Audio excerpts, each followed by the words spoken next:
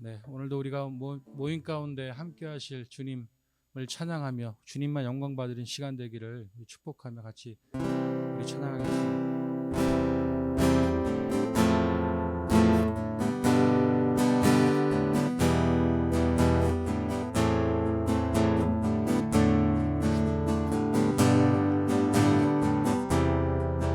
눈을 들어 주를 보라.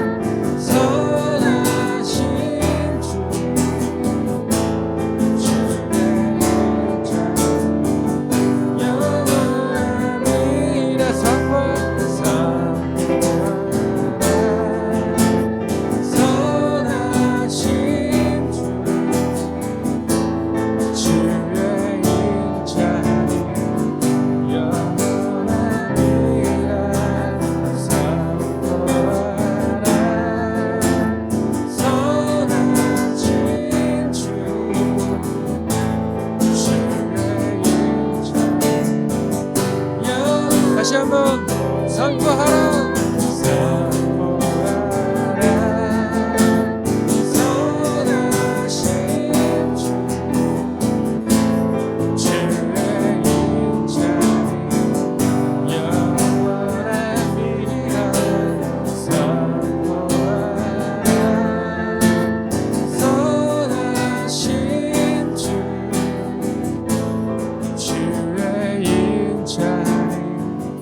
영원한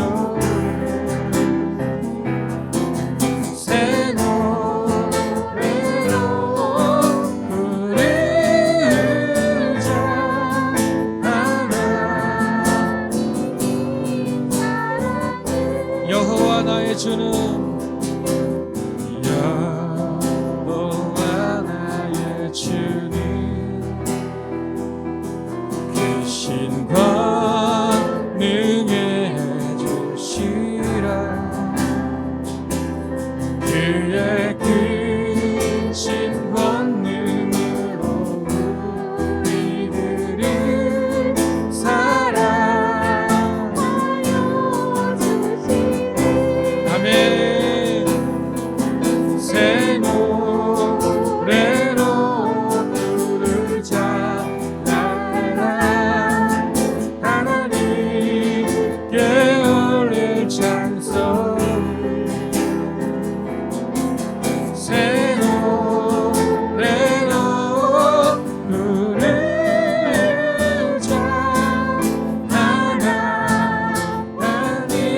사랑을 전능하신 하나님 찬양.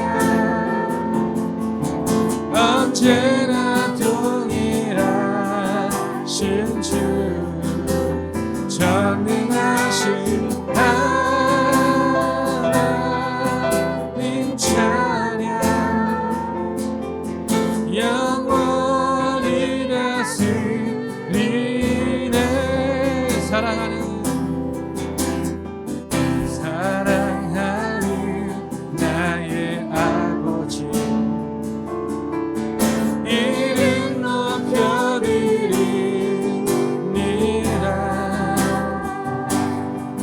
주의 나라 찬양 속에 임하시니 능력에 주께 찬송하니. 다시 한번 사랑하는 나의 아버지. 사랑하는 나의 아버지 이름 높여드리니라.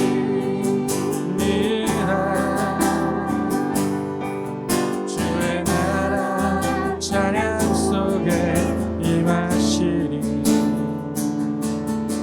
능력에 주께 찬송하네. 전능하신 하나님 찬양. 언제나 동일하신 주 전능하신 하나님 찬양. 영원히 다스리나. 주의 이름 높이리. 나 주의 이름 높이리. 나 주의 이름 높이리. 하늘 높이 올린 깃발처럼 주의 이름. 다시 한번 나 주의 이름 높이리. 나 주의 이름 높이리. 나 주의 이름 높이리. 하늘 높이 올린 깃발처럼 주의 이름 높이. 전능하신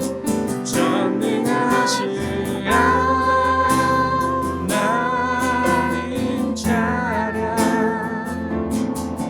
언제나 동일하신 주 전능하신 하나님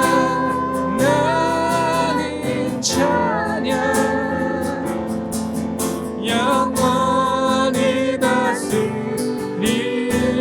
영원히 다스리네. 영원히 다스리네.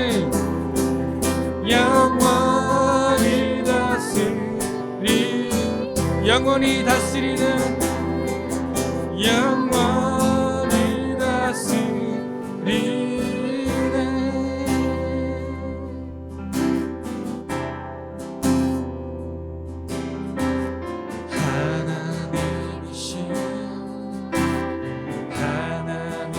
하나님이시여 주는 나의 하나님이시로라. 나의 몸과 마음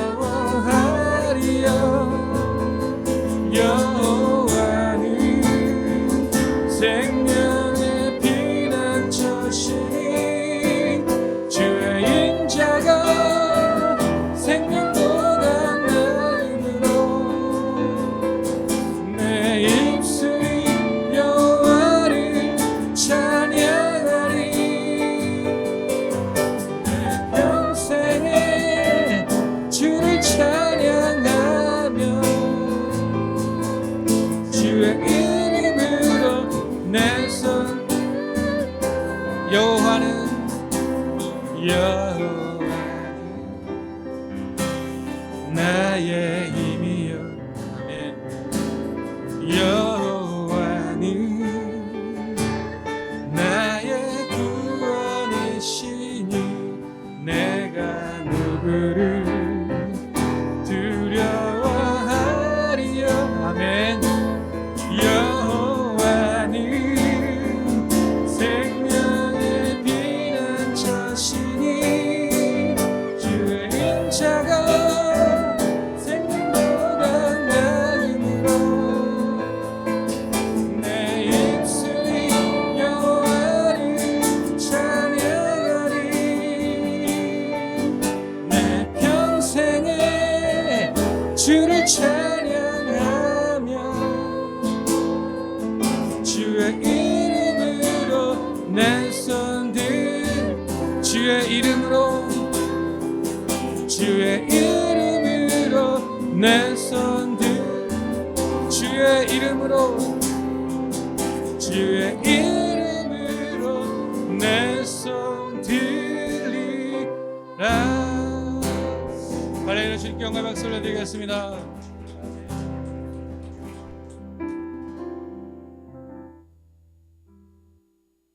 기도드리겠습니다.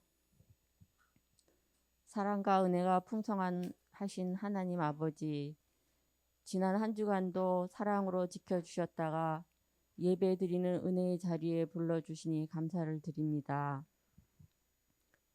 이 시간 저희가 진실된 마음으로 예배드리게 하시고 이 예배를 기쁘게 받아 주옵소서. 하나님 아버지, 지난 한 주간을 돌아볼 때 마음은 하나님 기뻐하시는 모습으로 살고 싶었으나 기도하며 하나님 뜻을 구하기보다 내 생각대로 살았으며 하나님 나라를 바라기보다 세상의 일을 더 사랑하였으며 이웃이 겪는 아픔에 귀 기울이지 못하고 자신의 편안함만을 우선시하며 살았음을 이 시간 회개합니다. 주님 용서하여 주시옵소서. 하나님 아버지, 저희가 세상에 살지만 세상에 빠져 살지 말고 주님 말씀 듣기를 기뻐하며 말씀을 깊이 묵상하며 깨달은 대로 실천하게 살 수 있는 지혜를 주옵소서. 또한 저희들이 주님 말씀 붙잡고 굳건한 믿음으로 오직 하나님만 의지하며 어떠한 어려움도 넉넉히 이기게 하옵소서. 하나님 아버지, 나라와 사회를 위해 기도드립니다. 이태원 참사로 많은 이들이 희생되었고 이로 인해 전 국민이 슬픈 시간이었습니다. 슬픈 이들에게 치유함을 주시고 또한 저희들이 잘못된 문화를 분별하게 하시고 다시 이런 일이 발생하지 않도록 대비한 올바른 방법을 세울 수 있게 하소서. 또한 사람들의 편리함을 위하여 하나님이 주신 아름다운 환경이 지구 곳곳에서 파괴되고 여러 가지 문제들이 일어나고 있습니다. 저희들이 절제하고 이 환경 위기를 잘 해결할 수 있도록 지혜를 주시옵소서. 또한 코로나와 여러 상황들로 인해 건강과 경제적인 어려움을 겪고 있는 사람들에게 치료와 회복을 주시옵기를 기도합니다. 더불어 기쁜 교회를 위해 기도드립니다. 더불어 기쁜 교회가 주님 안에서 성도들이 믿음의 공동체로 사랑으로 하나 되게 하시고 이웃에게 주님의 사랑을 전하는 주님 기뻐하시는 교회가 되게 하옵소서. 담임 목사님 영육간의 건강을 지켜주시고 하나님 말씀을 선포하실 때 성도들이 깨닫고 삶이 변화되는 역사가 일어나게 하여 주시옵소서.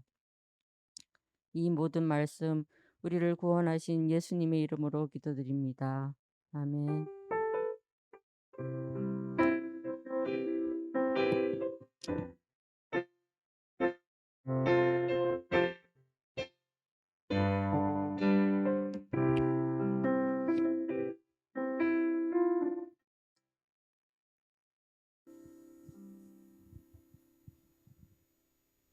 할렐루야, 광고 드리겠습니다.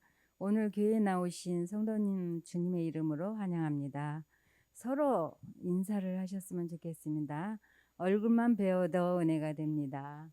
얼굴만 배워도 은혜가 됩니다. 감사합니다. 교회 광고 안내를 드리겠습니다. 첫 번째 광고.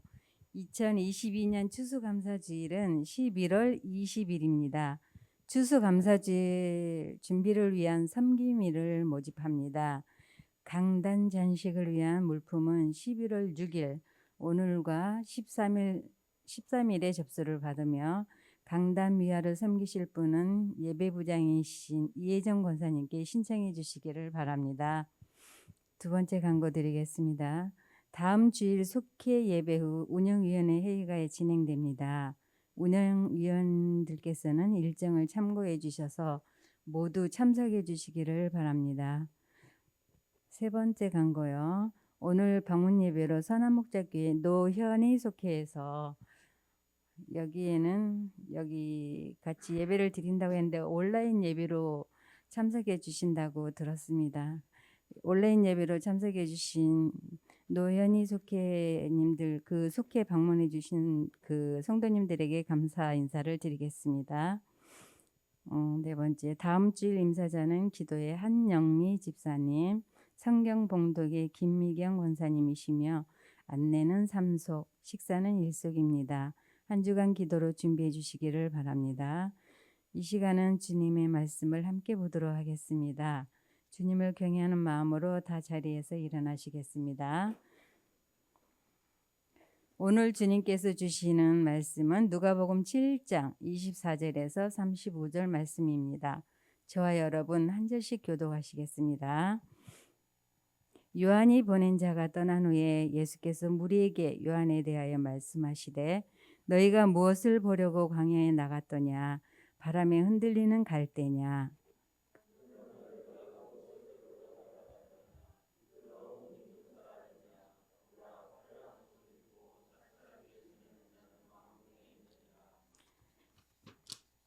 그러면 너희가 무엇을 보려고 나갔더냐? 선지자냐? 옳다. 내가 너희에게 이르노니 선지자보다도 훌륭한 자니라.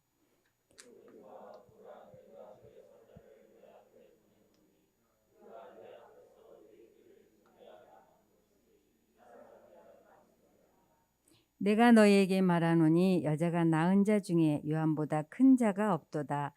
그러나 하나님의 나라에서는 극히 작은 자라도 그보다 크니라 하시니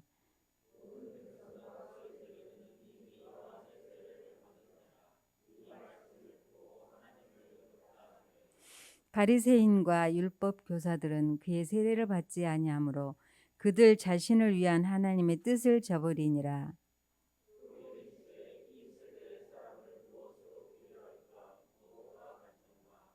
비유하건대 아이들이 장터에 앉아 서로 불러 이르되 우리가 너희를 향하여 피리를 불어도 너희가 춤추지 않고 우리가 곡하여도 너희가 울지 아니하였다 함과 같도다.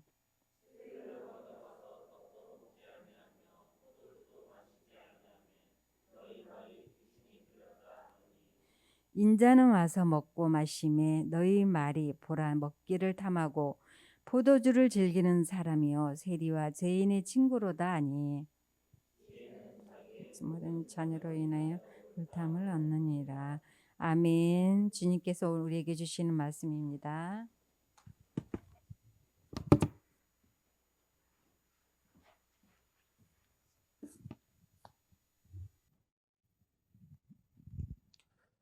네, 감사합니다.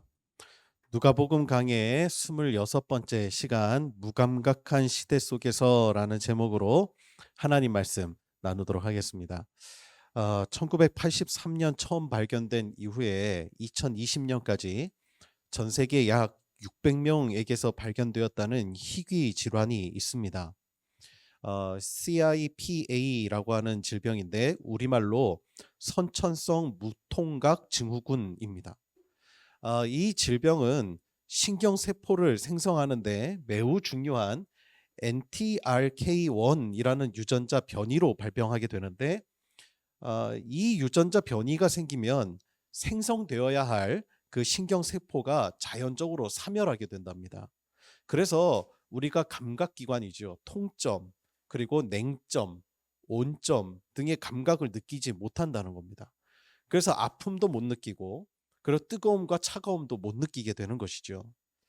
또한 이 질병을 가진 환자들은 자신이 아픔을 경험해 본 적이 없기 때문에 타인의 아픔을 공감하지 못한답니다.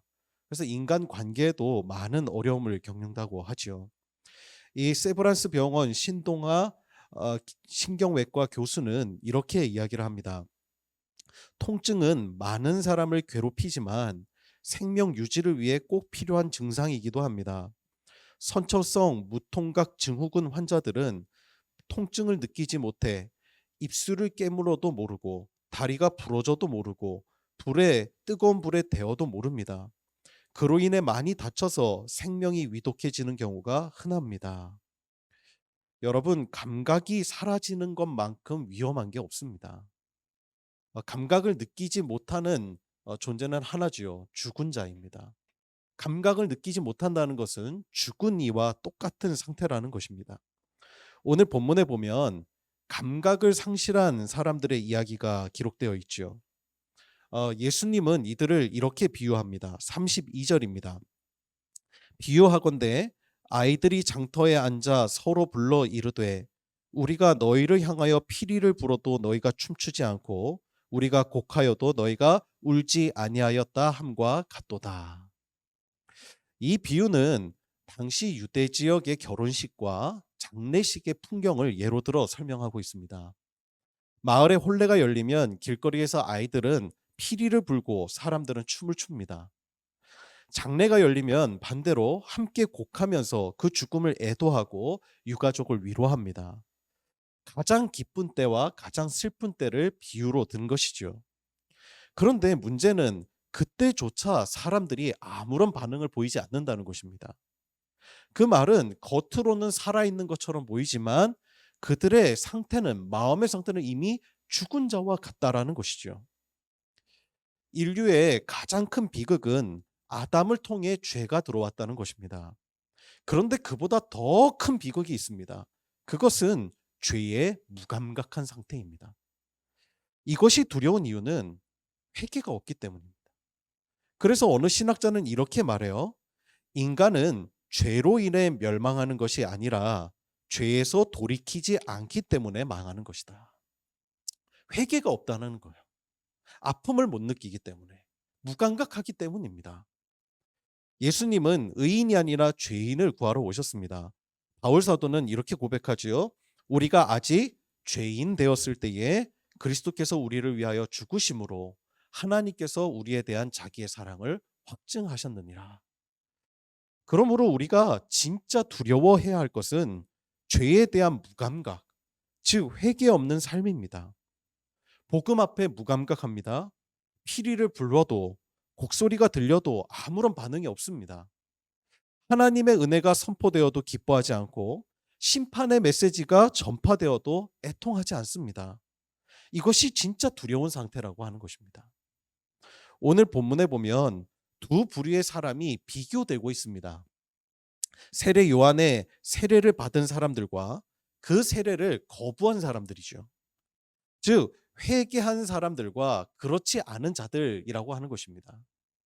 누가복음 3장 3절에 보면 요한이 요단강 부근 근처에 와서 죄의 사함을 받게 하는 회개의 세례를 전파했다라고 명확히 증거하고 있습니다.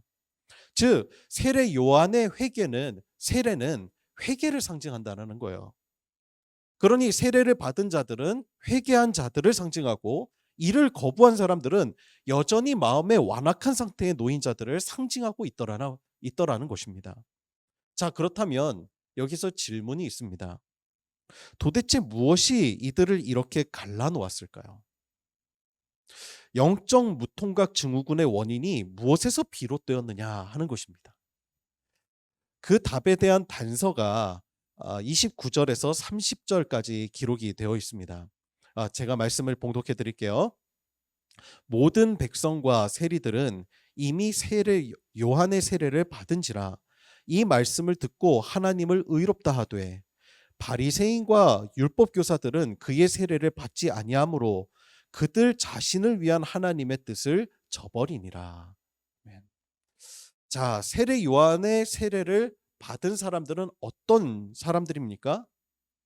모든 백성과 세리들입니다. 즉 일반인과 세리로 표현된 죄인들입니다. 반면에 세례를 거부한 사람들은 어떤 사람들이죠? 바리새인과 율법 교사들이라는 거예요. 이들은 당시에 의인의 상징으로 여겨지던 그런 사람들이었습니다. 죄인들은 요한의 세례를 받기 위해 광야로 나갔던 사람들이죠. 오늘 말씀해 보면 주님이 그들이 왜 광야로 갔느냐 이렇게 질문하고 계십니다. 여러분, 광야는 어떤 곳입니까? 세상의 중심으로부터 벗어난 곳이죠. 모든 사람들이 왕궁과 가까운 세상의 중심부로 들어가기 위해 애쓰고 수고하며 살아가지만 이들은 세상의 흐름에 역행하여서 광야를 찾았던 사람들입니다. 예수님은 그들에게 세례 요한이 그 어떤 선지자들보다도 훌륭한 자라고 그렇게 소개하십니다. 그 이유를 28절에서 이렇게 소개하고 있어요. 기록된 바 보라, 내가 내 사자를 내 앞에 보내노니 그가 내 앞에서 내 길을 준비하리라 한 것이 이 사람에 대한 말씀이라.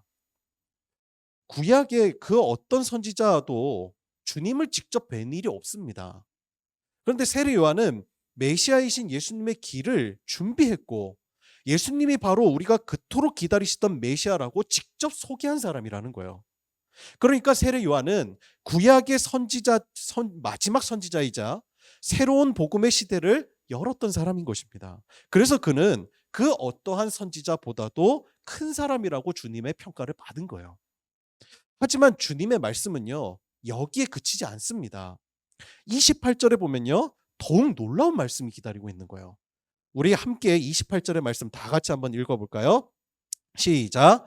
내가 너희에게 말하노니 여자가 낳은 자 중에 요한보다 큰 자가 없도다. 그러나 하나님의 나라에서는 극히 작은 자라도 그보다 크니라 하시니. 아멘. 하나님 나라의 백성은 지극히 작은 자라도 세례 요한보다 큰 자라고 말씀하세요. 여러분, 왜 그렇습니까? 세례 요한은 예수님이 메시아라는 사실을 알았고 그의 길을 준비한 사람이었습니다. 그러나 하나님 나라의 백성은 예수님, 그 복음의 실제이신 예수님의 십자가와 부활을 통해 완전히 계시된 하나님 나라의 복음을 들었고 믿고 따르는 자이기 때문입니다. 여러분, 우리가 결혼식을 준비할 때 그 웨딩 플래너라고 있죠. 웨딩 플래너. 그 사람의 역할이 대단히 중요합니다. 결혼식을 다 준비해줘요.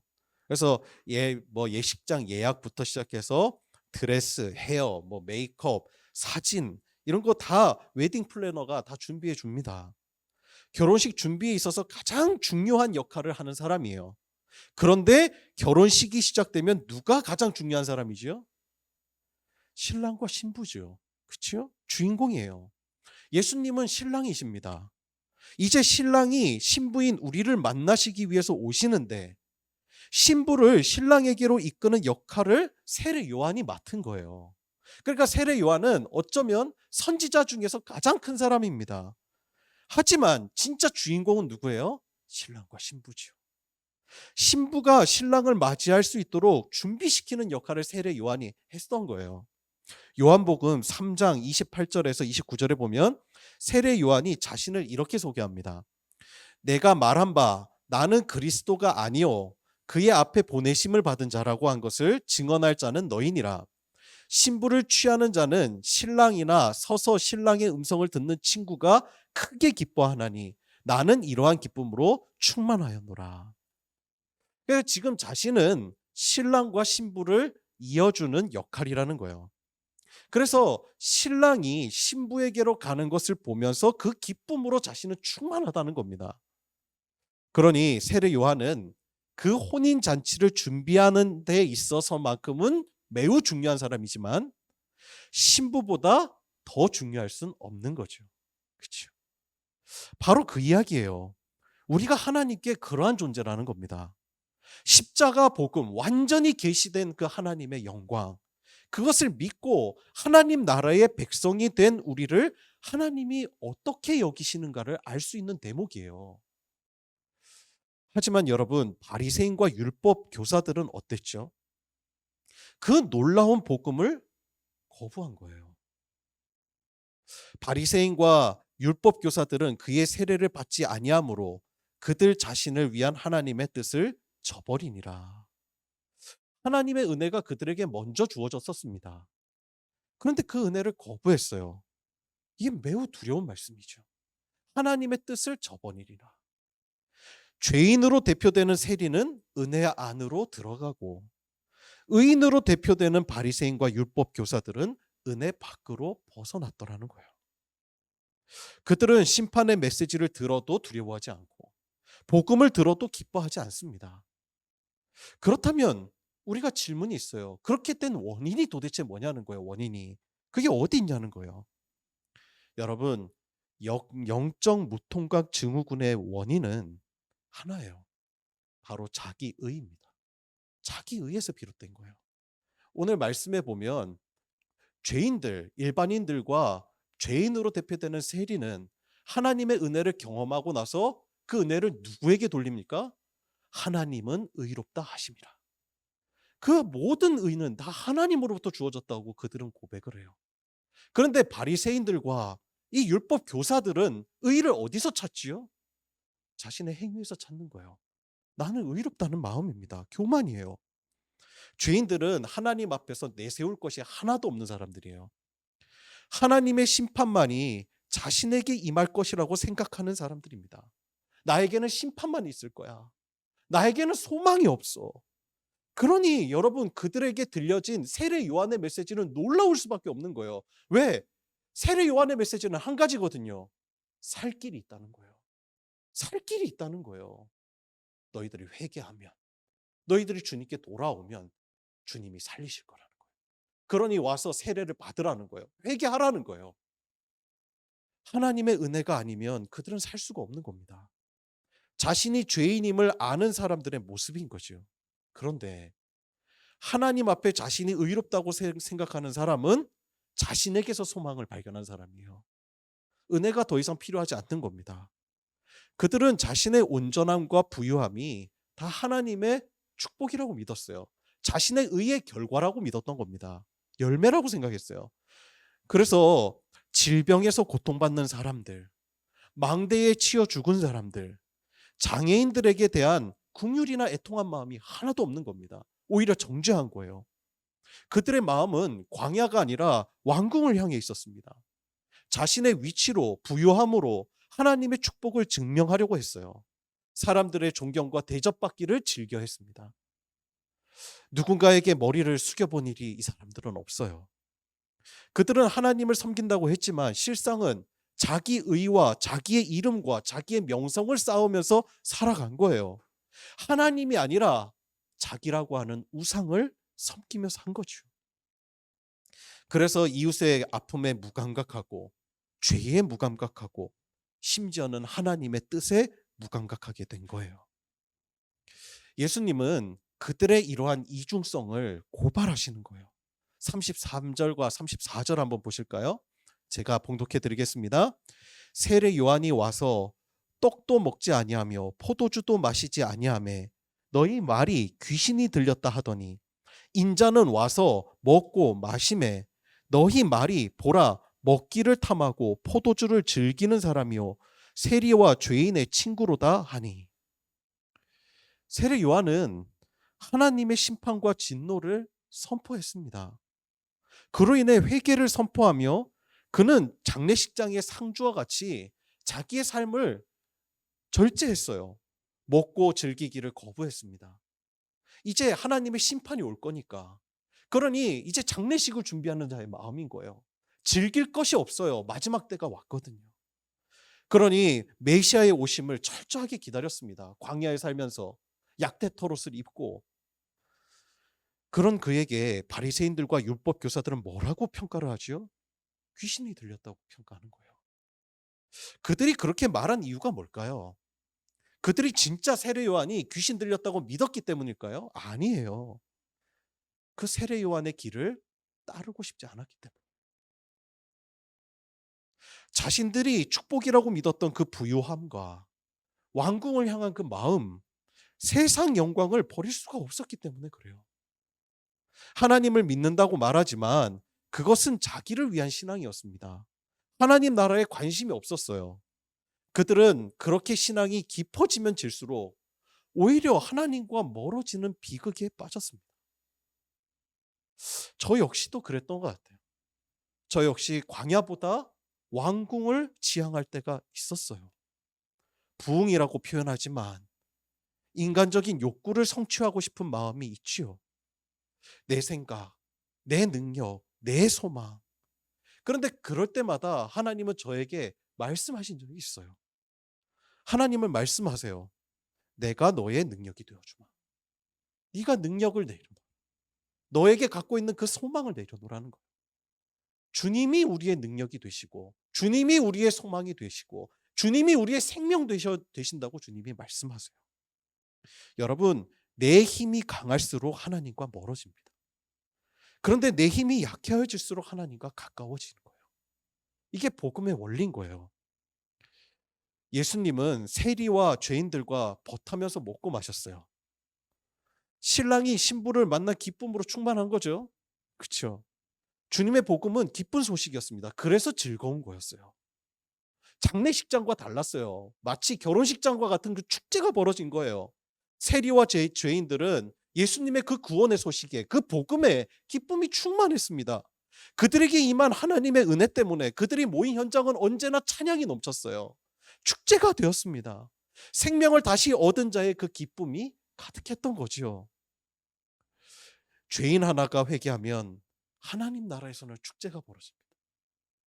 그런데 하나님을 가장 잘 안다고 자부했던 바리새인과 율법 교사들은 그들의 행동을 폄하했어요. 예수님을 깎아내렸습니다. 예수님을 먹기를 탐하고 포도주에 취한 부정한 자로 취급했어요. 아니, 세례 요한이 절제하며 살 때는 귀신 들렸다고 하고 이제 복음의 기쁨이 넘치는 그 자리에서는 먹기를 탐하는 죄인이라고 부정한 자라고 평가하는 이 이중성을 주님이 고발하고 있는 거예요. 그들의 마음이 얼마나 완악하고 강팍한 상태였는지를 잘 알 수 있는 대목이지요. 죄인들의 모습을 보면서 상대적인 우월감을 가지고 있었던 그들에게 죄인들의 회개는 달갑지가 않았던 겁니다. 그렇다면 여러분, 오늘날 우리의 모습은 어떠하냐는 거예요. 두 부류의 사람들 중 나는 어떤 모습에 가까운 것 같습니까? 오늘 본문에는 우리가 따라야 할 정면교사와 반면교사가 있습니다.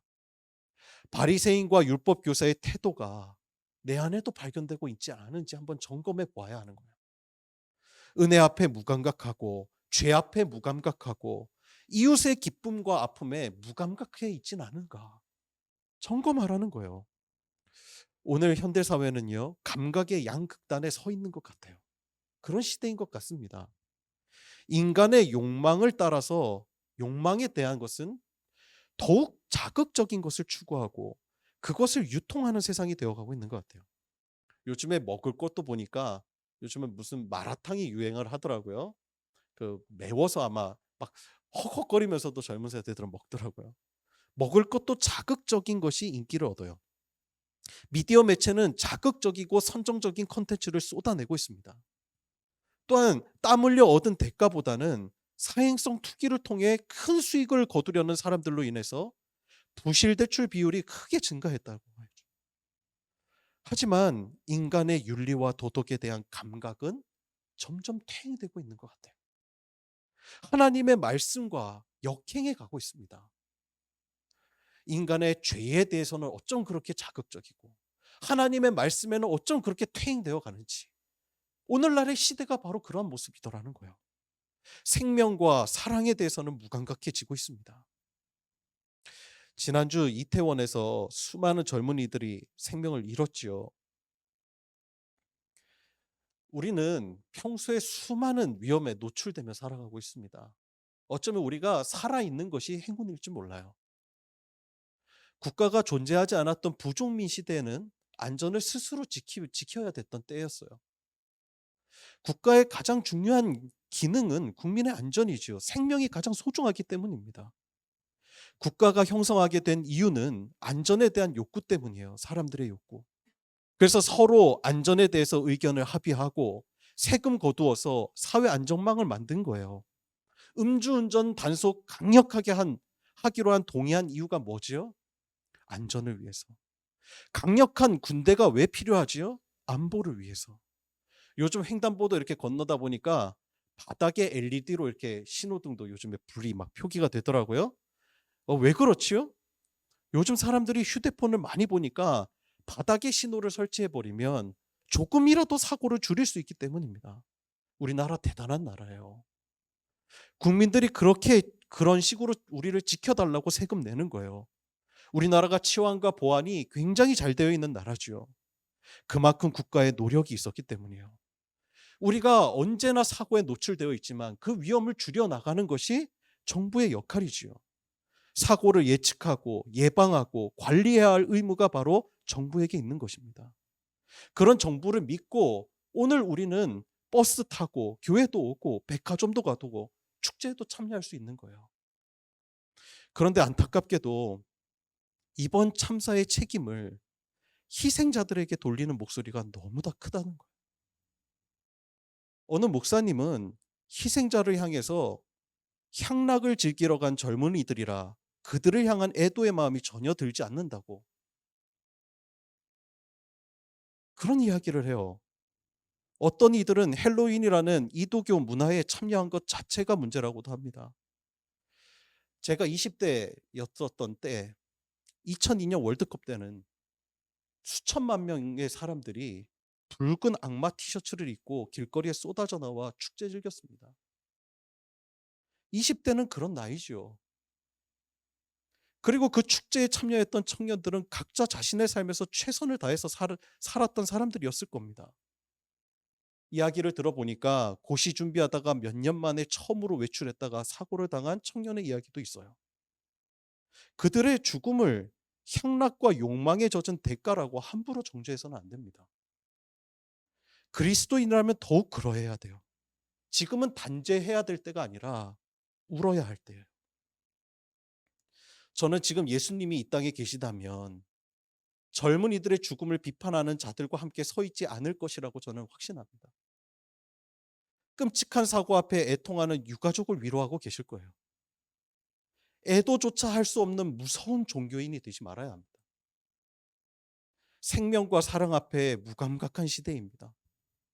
우리 그리스도인은 그 시대를 일깨우는 존재이지 그 무감각에 편승되어서는 안 될 거예요. 젊은이들의 문화가 점점 자극적이고 세속적이고 많은 위험에 노출되어 있는 것 또한 사실입니다. 정말 위험해요. 다음 세대의 세계관과 그것에서 파생되는 문화들을 위해서 우리는 당연히 기도해야 됩니다. 하지만 그와 더불어 우리가 진짜 이번 사건 통해서 진짜 기도하며 하나님께 구해야 할 것은 생명을 가벼이 여기는 무감각한 시대. 이 시대를 향한 하나님의 은혜를 구해야 되는 거예요. 이번 참사는 헬로윈이라는 축제 자체가 원인이 아닙니다. 그로 인한 하나님의 심판도 아니에요. 그 결과를 하나님께 돌리지 마십시오. 욕망에는 매우 적극적이면서도 생명에는 무감각한 우리 시대의 세계관이 빚은 결과입니다. 우리가 만들어낸 결과예요. 복음서에 보면 망대에 치여 죽은 사람들을 향해 사람들은 그것이 그들의 죄의 결과라고 정죄했습니다. 그런데 예수님은 그들을 향해서 그들이 왜 죽었는지를 물을 것이 아니라 우리는 왜 지금도 살아있는가를 물어야 한다고 주님 말씀하셨어요. 여러분, 우리는 무엇에 감각적이고 무엇에 무감각합니까? 죄에 대해서 매우 감각적이고 주님의 말씀 앞에서는 무감각하진 않습니까? 그것이 바리새인과 율법 교사들의 모습이었던 거예요. 자기 의에 도취되어 하나님의 마음에는 무감각했습니다.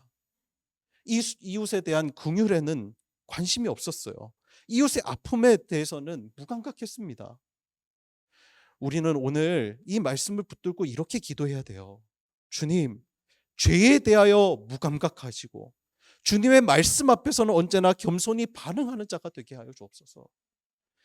이웃의 허물에는 무감각하되 이웃의 기쁨과 아픔에는 언제나 응답하여서 함께 즐거워하고 함께 우는 자가 되게 하여 주옵소서. 그것이 하나님 나라의 마음을 가진 자들의 모습인 것입니다. 지난 주간 성남지방 교역자 부부 수양회가 있었어요. 일정 중에 수요일 오후에 자유 시간이 주어져서 저는 뭘 할까 하다가 그 숙소 앞에 올레길을 이렇게 걸었습니다. 그때 제가 메모를 이렇게 했어요. 그때의 경험을. 그 글을 다시 풀어서 쓸까 하다가 제가 그때 그 적었던 메모의 감정이 가장 정확할 것 같아서 그때 적었던 그 글을 여러분에게 그대로 한번 읽어드리겠습니다. 제목, 함께면 느려도 좋아, 괜찮아. 길 잃은 아이를 만났다.